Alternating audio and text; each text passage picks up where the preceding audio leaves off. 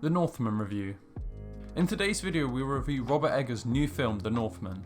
This video will be spoiler free, apart from the end where we will give a spoiler warning before discussing in more detail the plot for the film. This video is brought to you by DICE, the global entertainment content marketplace. DICE offers similar action titles that will be displayed throughout the video, so if you are a buyer looking to acquire content or a seller looking to get your content out to a global audience, please get in touch with us via our website connect.digital or email us at dicesales@connectdigital.com. Hot off the success and critically acclaimed releases of The Lighthouse and The Witch, Robert Eggers' new film The Northman is a similar piece of artistic fantasy-inspired filmmaking. Set in 10th century Iceland, the plot is fairly standard as Prince Amleth's father is murdered by his uncle and he seeks revenge. However, the way in which Eggers crafts this adventure is truly unlike any period action film seen before.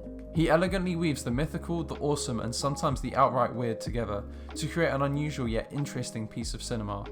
While some critics have criticised The Northman for showing the danger of bloated Hollywood budgets on essentially art house films, the majority of audience have been impressed with this film, as it still manages to stay true to Eggers' artistic flair. The performances for this film were solid all round, with no exceptional performances really being presented, partly due to Eggers' seeming decision to concentrate on more of the mythical visions and bloody action scenes than on the real emotions and inner workings of the characters, which critics have been debating over whether is a good or bad thing. That being said, Alexander Skarsgard does deliver a perfect portrayal of a battle-hardened Viking, even if his character does fall short of some emotional depth, as well as Nicole Kidman delivering a notable performance as Queen Gudrun. William Dafoe is also brilliant as always, portraying the weird yet terrifying Jaime, as his crazy character really draws you in and could have potentially done with more screen time.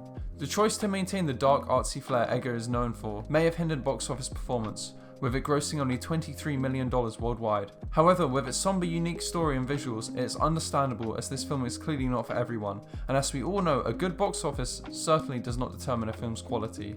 The filmography for this film was hard to describe. It seemed like something more in line with a sci-fi film at times rather than a period piece, with its striking yet gloomy colour palette definitely adding an interesting twist on the story.